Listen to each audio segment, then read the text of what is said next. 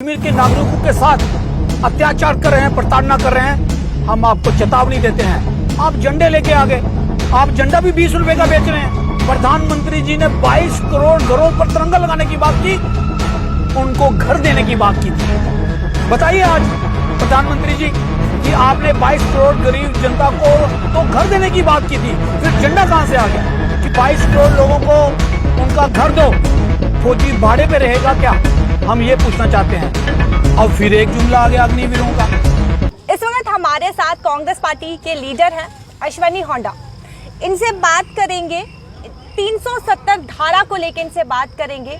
तो 370 धारा हटने के बाद क्या लगता है आपको कि जम्मू कश्मीर में किस तरीके से बदलाव आपने देखे हैं या नहीं भी देखे हैं? देखिए, जहाँ तक 370 का सवाल है, ये जम्मू कश्मीर के नागरिकों के लिए एक काले अध्याय से ज़्यादा कुछ नहीं है। जिस दिन से 5 अगस्त 2019 से 370 को हटाया गया, जम्मू कश्मीर के नागरिकों की मुश्किलातों में इजाफा होता चला गया।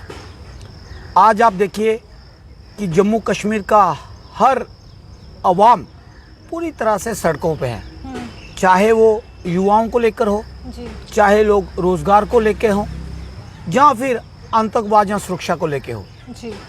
आज जम्मू कश्मीर में आम आदमी अपने आप को सुरक्षित नहीं समझता है।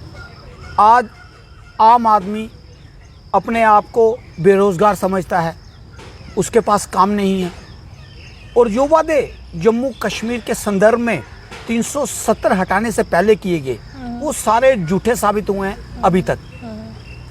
प्रमाण ये है कि कहा गया था कि जम्मू कश्मीर के युवाओं को 1 लाख युवाओं को रोज़गार दिया जाएगा। सच्चाई ये है कि खुद एलजी साहब ये कहते हैं कि 1300 लोग ही अभी तक लगाए गए हैं जी। उसके बाद कल संसद के अंदर एक बयान आता है कि यहाँ पर 30,000 लोगों को लगा दिया गया है। कभी ये बोलते हैं कि हम 30,000 लगाएंगे, दूसरे एलजी साहब आते हैं, वो बोलते हैं 50,000 लगाएंगे। अमित शाह जी बोलते हैं कि हम 1 लाख लगाएंगे। तो जम्मू कश्मीर की आज स्थिति ये है कि हर आदमी सड़क पर है। बेरोजगारी पे बाद में आएंगे, लेकिन सबसे पहले मैं यही जानना चाहूंगी आपसे कि कश्मीर में क्या आपको बदलाव दिखा? पहले जिस तरीके से आतंकवादी वहाँ पे घुसपैठ करते थे या पथराव होता था, बहुत सारी मिलिटेंसी जो है वहाँ पे देखी गई है, तो उसको लेके और तब को लेके और आज को लेके क्या डिफरेंस आपको कुछ नज़र आया है? देखिए, कल और आज, पिछले कल प्रवासी मजदूरों को पुलवामा गडूरा में मारा गया है जी, और आज एक स्टिकी बम ब्लास्ट किया गया है। हर दिन किसी न किसी नागरिक को या किसी न किसी सैनिक की शहादत होती है। मैं आपको आंकड़ा बताऊंगा, आंकड़ों के साथ बताऊंगा।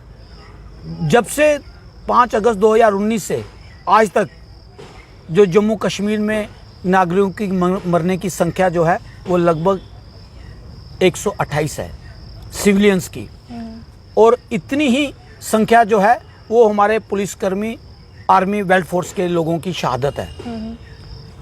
सरकार ये दावा करती है कि पत्थरबाजी खत्म होगी। मुझे बताइए, कोविड में कौन चल रहा था, कौन बाहर निकल रहा था, किसको इजाजत थी बाहर निकलने की? आपने पहले तो हमें 2.5 साल नजरबंद रखा लॉकडाउन के नाम पर। जिस तरीके से जम्मू कश्मीर के लोगों के साथ जबरदस्ती की गई, उन्हें नजरबंद किया गया घरों में 370 धारा हटाने के लिए जी।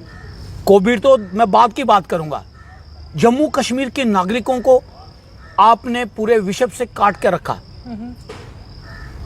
हमारे पास कोई नेट फैसिलिटी नहीं है, जो कि आज के युग में सबसे अति आवश्यक अगर कोई चीज़ है तो वो आपका नेट है, इंटरनेट सेवाएं हैं। हम सूचनाओं का आदान प्रदान, मैसेज का आदान प्रदान हम इसके रास्ते से कर सकते हैं। लेकिन पिछले 2.5 सालों से जब से कनेक्टिविटी बनाई गई, हमें इस इंटरनेट से जो है वो बाहर रखा। हमें किसी से बात करने की इजाज़त नहीं थी। जम्मू कश्मीर के लोगों को पूरी तरह से इन्होंने एक तरह से होस्टेज बना के रखा हुआ है। हमारा ये आरोप है केंद्र सरकार पर भी और जम्मू कश्मीर की सरकार पर भी कि आखिर जम्मू कश्मीर के लोगों का गुनाह क्या है। आखिर हमारा लोकतंत्र बहाल क्यों नहीं किया जाता है। हमें फौजी राज में क्यों ऐसा कर दिया गया है कि आप हम पर फौजी हुकूमत चलाते हैं। हमारी ये डिमांड है भारत सरकार से कि जम्मू कश्मीर में लोकतंत्र बहाल करें, जम्मू कश्मीर में फौजी राज को हटाएं और जिस तरह से लूट खसूट ब्यूरोक्रेसी ने जहां पर जमा रखी है, बाहर से आके लोग जहां पर आज लूट खसूट का काम कर रहे हैं। जी, कश्मीर में तिरंगे लहराए जा रहे हैं, तिरंगे लगाए जा रहे हैं, तो आप कह रहे हैं कि कश्मीर बदल नहीं रहा है। देखिए, एक मूवी का जो टीचर होता ना, ये वो चला रहे हैं। मूवी के पीछे क्या छुपा है वो कुछ नहीं बताते। मूवी के पीछे तो जो आप ये कहना चाहते हैं कि अंदर ही अंदर कुछ ना कुछ वहां पे चल रहा है। देखिए, मैं आपके माध्यम से ये भारत के प्रधानमंत्री जी और भारत की सरकार को बताना चाहता हूं कि बहुत बड़ा विस्फोट होने वाला है।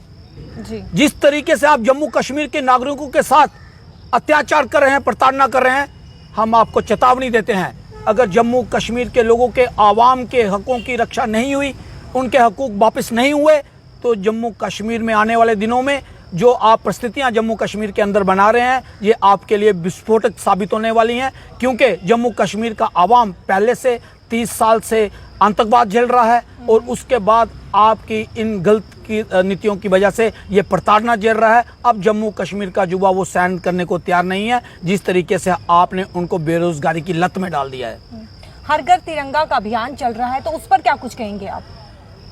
देखिए, यहाँ पर 15 अगस्त भी मनाया जाता था, यहाँ पर 26 जनवरी भी मनाई जाती थी। जी, यहाँ पर कोई मुझे ऐसा बच्चा बताइए जिसने 26 जनवरी और 15 अगस्त में पार्टिसिपेशन नहीं किया हो। जी, आपकी महबूबा मुफ्ती उठाती थी, जिसको आप इतनी गाली देते हैं, जी, जिसको भारतीय जनता पार्टी इतनी गालियां देती है। क्या उसने 26 जनवरी को झंडा नहीं चढ़ाया कश्मीर के अंदर? ये कौन सा नया झंडा लेके आ गए हैं? हमारा झंडा अपना था, वो सदैव रहेगा, वो हमारे दिल से नहीं निकाल सकते हैं। आपके टाइम पे ऐसा अभियान क्यों नहीं शुरू किया गया? क्या अन्याय हुआ? क्या हर घर क्या भारत में? देखिए, आप उन फर्जी राष्ट्रवादियों की बात कर रहे हैं जिन्होंने कभी झंडे की बात ही नहीं की, जिनको 3 रंगों से परहेज था, जी, जो कहते थे कि हम लाल किले पे भगवा फहराएंगे। आप उनकी बात कर रहे हैं जिन्होंने स्वतंत्रता संग्राम में भाग नहीं लिया, जो माफिया अंग्रेजों से मांगते रहे, अंग्रेजों के तलवे चाटते रहे, उनसे वेतन पाते रहे। आप उनकी बात कर रही हैं। जम्मू कश्मीर को वो पाठ सिखाएंगे राष्ट्रवाद का? जम्मू कश्मीर का प्रत्येक व्यक्ति सबसे, मैं आपके चैनल से एक और चीज कहना चाहता हूं, जिस जम्मू कश्मीर में ये राष्ट्रवाद पढ़ाने चले हैं ना, इनको बता दें कि जम्मू कश्मीर में आज देश की सुरक्षा के लिए जितनी भी शहादतें दी हैं, सबसे ज्यादा आंकड़ा जम्मू कश्मीर के लोगों का है, जम्मू कश्मीर के जवानों का है और जम्मू कश्मीर के राष्ट्रवादी लोगों का है। चाहे उसमें मुस्लिम है, सिख है, ईसाई है, जहाँ डुग्गर है या पहाड़ी है या गुज्जर है, सब ने राष्ट्र के हित में, राष्ट्र के सुरक्षा के लिए अपना योगदान दिया, अपना बलिदान तक दिया है। आज परमवीर चक्र अगर कहीं से है तो वो जम्मू कश्मीर से बाना सिंह जी हैं। ये क्या बकवासबाजी है कि झंडा लगा दिया? भाई साहब, झंडा आपने नहीं लगाया है। तो आप इससे झंडा, असहमत हैं? देखिए, ये प्रोपोगंडा है भारतीय जनता पार्टी का। आपको लोगों को रोजगार देना है, आपको लोगों को उनकी मुश्किलात का हल करनी है। आप झंडे लेके आ गए, आप झंडा भी 20 रुपए का बेच रहे हैं। जी, आपने स्कूलों में बच्चों को बोला है 20-20 रुपए का झंडा बेचेंगे। लानत है ऐसी राष्ट्रवाद पे जो तिरंगे को बेचने पे उतारू हो गए हैं। 30 करोड़ झंडा इन्होंने कहा है। जी, ये मुहिम क्या है, ये मैं आपको बताना चाहता हूं। जी, ये देश के लोगों को गुमराह करना चाहते हैं। 2016 में प्रधानमंत्री जी ने 22 करोड़ घरों पर तिरंगा लगाने की बात की, उनको घर देने की बात की थी। बताइए आज प्रधानमंत्री जी कि आपने 22 करोड़ गरीब जनता को तो घर देने की बात की थी, फिर झंडा कहां से आ गया? क्योंकि आपके पास घर नहीं है, आपने बोला झंडा लगा लो। आप तो दुनिया को बेवकूफ बनाने निकले हो। जहां आपने लोगों गरीब की जनता को घर तो देना आप था। ये कहना चाहते हैं कि उन्होंने घर की जगह झंडा हाथ में पकड़ा दिया? हाँ, भारतीय जनता पार्टी के पास कोई आज नीति और कोई ऐसा, जिस तरीके से आप बोल सकते हैं कि कोई ऐसा प्लान नहीं है जम्मू कश्मीर के संदर्भ में। ये घर की जगह झंडा देते हैं कि झंडा। बेरोजगारी पे आए तो सरकार तो कहती है कि हम रोजगार देंगे, और उन्होंने एक रिक्रूटमेंट भी निकाली है जिसका नाम है अग्निपथ स्कीम। तो उस पर क्या कुछ कहना चाहेंगे आप? देखिए, मैं तो ये कहना चाहूंगा कि उन अग्निपथों में कोई अग्निपथ ना निकल जाए। अग्निपथ जो है वो इन्होंने उसको अग्निवीर का नाम दिया है। जी। जैसे जापानी पूर्व राष्ट्रपति को कहीं किसी जापानी अग्निवीर ने हलाक कर दिया ना, कहीं ऐसा कोई निकल गया ना, तो आपके लिए लेने के देने पड़ जाएंगे। आपने युवाओं के साथ धोखा किया है। हमारी मांग है कि इन अग्निवीरों को आप रेगुलराइज कीजिए। जैसे भर्ती पहले हुआ करती थी आर्मी के अंदर, आपने भाड़े पे जो है वो भर्ती स्टार्ट कर दी है। आज फौजी भाड़े पे रहेगा क्या, हम ये पूछना चाहते हैं। अग्निवीर 4 सालों के बाद क्या करेगा, आपके पास क्या प्लान है उसका? और अग्निवीर किसी गलत हाथों में चढ़ गया तो फिर परिस्थितियां क्या होगी देश की? ये फिर प्रधानमंत्री जी तो तब तक रहेंगे। हर एक युवा को उसका हक नहीं मिलेगा अगर 4 साल के बाद दूसरी जनरेशन जो है या फिर दूसरे युवा जो है वो अग्निपथ स्कीम में फॉर्म फिल करेंगे, भर्ती होंगे, तो उन्हें हक नहीं मिलेगा? देखिए, अग्निवीर जो है वो एक time pass part time job है। इसे आप time pass part time job कहते हैं? जी। यस, जैसे हम लोग डेली बेसिस लगाए हुए हैं वैसे ही ये डेली बेसिस हैं। जी। आप बताओ कि 4 सालों में कौन सा सैनिक तैयार हो सकता है? जी। ये कह रहे हैं हम 6 महीने की ट्रेनिंग देंगे, उसको जंग के लिए भेज देंगे। मुझे बताओ वो 6 महीने की ट्रेनिंग में कौन सी जंग करेगा? 6 महीने में तो अपना पड़ोसी नहीं समझ पाता है कि ये कैसा है कैसा नहीं है। आप उसको बॉर्डर पे भेजेंगे, क्या वो हमारी सुरक्षा करने में सक्षम होगा? ये सवाल है आज। क्या जो अग्निवीर आप बना रहे हैं, इनका जो मेन मकसद है अग्निवीर को बनाने का, उसके पीछे की मंशा उन पूंजीपतियों दोस्तों को मैन पावर प्रोवाइड कराने की है, जिन्होंने एयरपोर्ट आउटसोर्स किए हुए हैं, जिन्होंने एयरपोर्ट ठेके पे लिए हुए हैं, वहाँ पर सरकारी सुरक्षा है। अब आने वाले दिनों में 4 साल के बाद देखोगे कि वो प्राइवेट जो एयरपोर्ट्स हैं उन पे प्राइवेट सुरक्षा होगी, और वो भी अडानी और अंबानी की। ये सारे अग्निवीर जो हैं ये रिलायंस वाले होंगे, अडानी ग्रुप के होंगे। ये अग्निवीर नहीं है, ये अडानी हैं। और आने वाले दिनों में ये बहुत बड़ा खतरा पैदा हो सकते हैं देश के लिए। क्या लगता है आपको कि इससे बेरोजगारी जो है वो हटेगी नहीं, जब हर किसी को? देखिए, 2 करोड़ सालाना रोजगार देने की माननीय प्रधानमंत्री जी ने नारा दिया था, फिर वो 2 सालों के बाद जुमला हो गया, अब फिर एक जुमला आ गया अग्निवीरों का। जी। ये 2 आप देखोगे 6 महीने के बाद ये भी जुमला होगा।